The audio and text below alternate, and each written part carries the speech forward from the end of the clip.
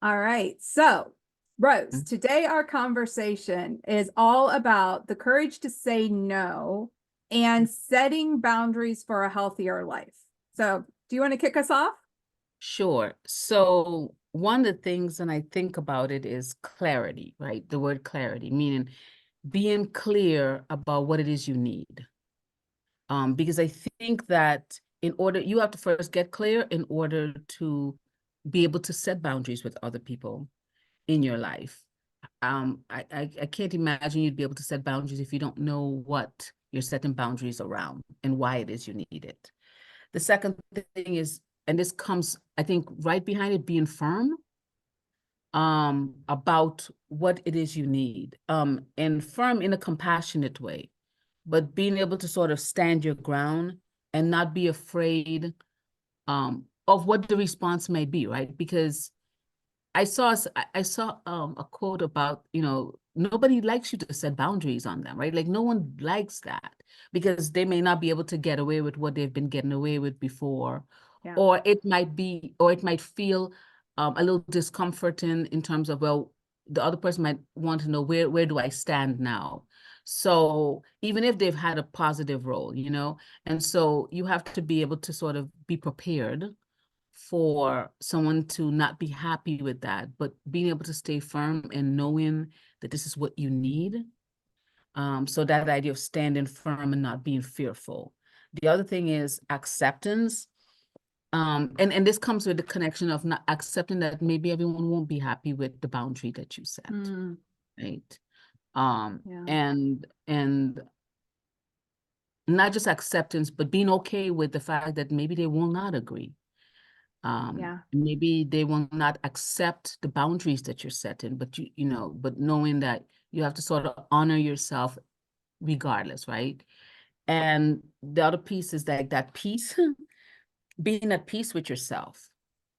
Because I think, once you know what it is you need, there's that higher calling, that voice that says this is still the right thing, even if it feels like everything is upside down now and people are not happy and I'm restructuring the way I've lived.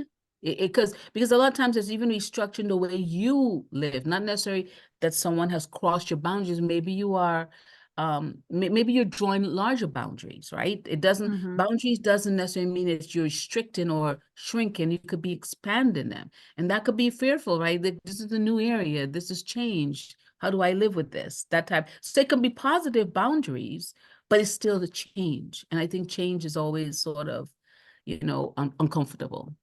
Yeah. Um, I've always I don't know where this quote originally came from, and I wish I could remember because it's so smart. It says, boundaries are not for the other person. They're for right. you. Yes. Mm-hmm. Because you have to know how where's the line in the sand for me, which Mm-hmm. I think is right in line with that idea of you saying, hey, Yeah. you have to know yourself, you have to understand, what do you stand for, what are you trying to accomplish? Mm-hmm. Because if I don't know myself and I don't know what my core values are and what's important to me, then I can't set boundaries for other people because I don't even know what that boundary is. Right. And I feel that it's a good thing in the sense also of it forces you to come to some form of clarity, right? Because like a lot of times you kind of know you want to go in that direction, but you're not firm. And so if you don't set down boundaries, you have that ability to sort of swing between, but that can, if it impacts other people, it can be very confusing for them. And in Mm. a lot of ways, very unfair, right? Because if you're not clear where you're going, it's very hard for them to understand what it is you're asking of them, right? Yeah. So you need to do yourself first and that other person or people at service by being clear, because it also clears up confusion, misunderstanding. And I feel like that's being compassionate to yourself and others too. Yeah. Yeah. So I'm trying to think back on how I learned to set boundaries. And I don't know that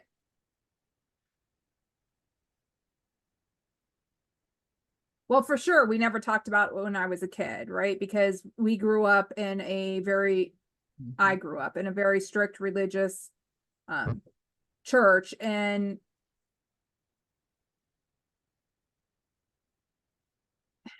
there were lots of rules, but I don't know that there was boundaries. Like you were not encouraged to think for yourself. You were encouraged to follow the rules, right? So I don't know until I was probably maybe working on my bachelor's and starting to learn about in management and starting to study leadership and stuff. I think that's probably where I first encountered boundaries. And it was honestly, it was probably something to do with employee management type thing where I first heard about boundaries. It's interesting.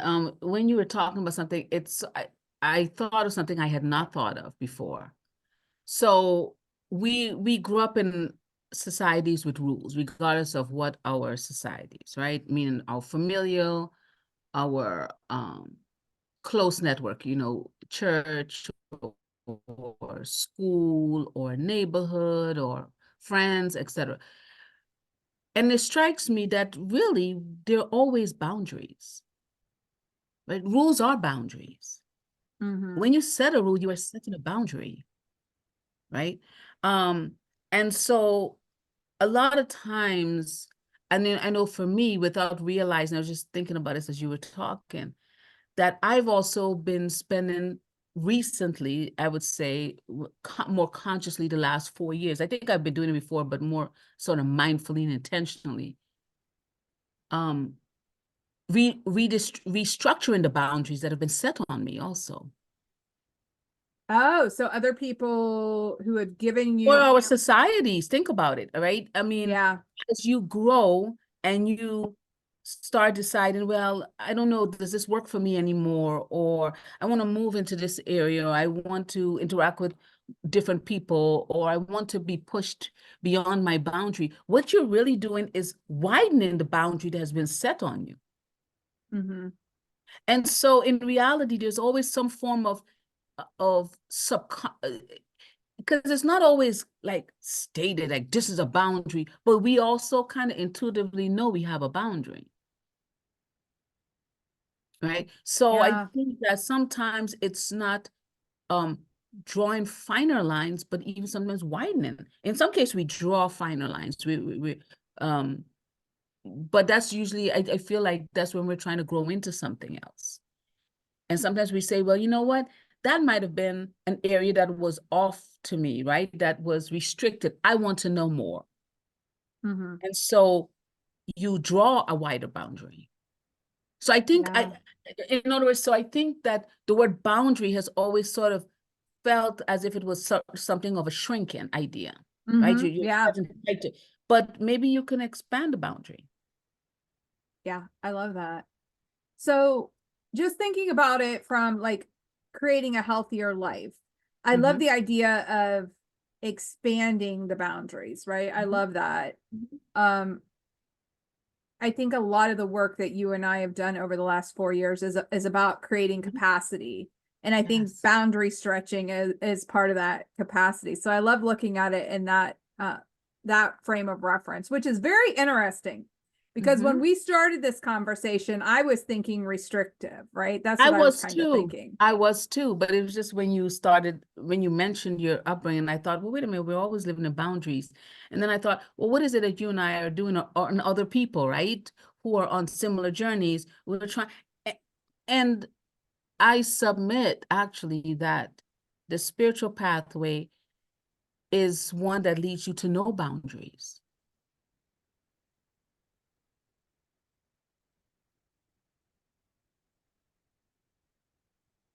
So tell me more about that. Because I think boundaries are man-made, right? For Hmm. various reasons. It's not necessarily meant in a bad way. It might be out of safety, out of, you your parents tell you, don't go beyond this yard, right? So to keep an eye on you. So there needed boundaries as we grow in life, right? For a variety of reasons. as a parent, I'm not a parent, but as a parent, you may concern about your children's mental welfare. So you would might restructure who they interact with. So there are boundaries that are good at that moment, right? Because we weren't old enough to make those decisions for ourselves. But then there's other types of boundaries that are passed on by people generations before us, and we've never questioned them, right? And so Yes. and so what I think I'm starting to understand is recognizing that there are two types of boundaries. There's those for safety when you're younger, so that when you become older, you can make those decisions. Who do I spend time? And while you're younger, you need a certain amount of protection. But I think by the time we get older, we're so accustomed to those boundaries, we don't challenge them. We don't ask, hey, are there some I'm going to keep because they're good? And are there some that are restricting me, right? Restricting my growth? And Yeah. again, I'm coming from it with the best of intentions, right? That these boundaries were placed with good intentions, not to strangle you, but over time, as adults, we should be able to look back and say, hey, what do I want to keep and what do I want to get rid of, or what do I want to tweak? And so I think it's a constant give and take. And at some point, there's always boundaries, but then what I'm hoping for myself is that there might be clear boundaries I set because I need to, but where I don't need to, I'd like to go to a situation where I'm not restricted by boundaries. Yeah, I love that. As you were talking, the visualization that I had in my head is, how they when a baby elephant is really small, they tie it with a tiny little rope, and that and then as it gets bigger, they can just continue to use that little rope, and it doesn't know any different, even though it could easily walk away. Right. And that was the visualization that I had, that in our lives, and I think that circles back to this idea of doing coaching or doing some type of therapy or counseling to discover what are your ropes. I called them invisible roots in the book that I wrote, right? So what are those things that are maybe still holding you back that you should explore to make sure that they're still a good fit for you? Right. Because I feel like in coaching, when I'm being coached, I find out I discover more of the boundaries that I have been conditioned to without even realizing it. Yeah.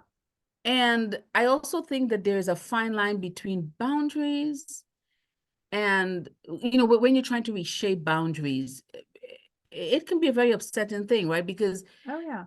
there's that part of, well, am I saying that I wasn't raised right? I mean, people get in, we start having that shame or fear, like you're going to misunderstand. And oftentimes people do, because I think there's a natural part of us that there's the idea of a collective, right? The collective does these. These are the rules of the collective. So when someone in the collective wants to do something different, it starts causing a little disquiet, because then others start saying, well, are you questioning the collective? Are you saying it's no longer good? And I don't think it's that easy. I don't think it's a matter of good, bad.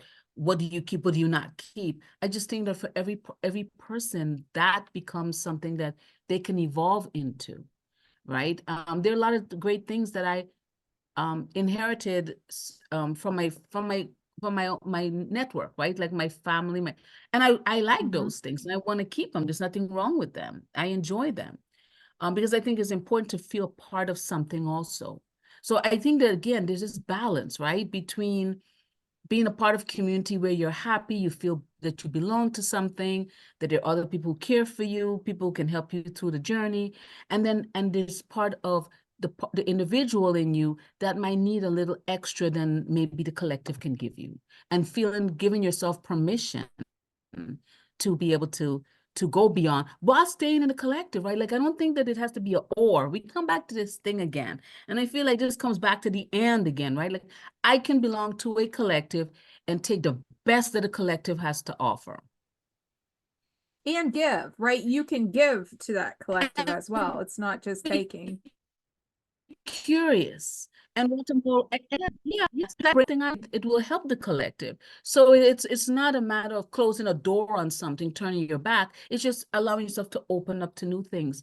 And I feel like the thing that comes up to me is being able to be a best friend to yourself, right? Because you need to know what the collective gives you, but they may not be able to give you everything. The collective may not be able to give you everything, and it's okay.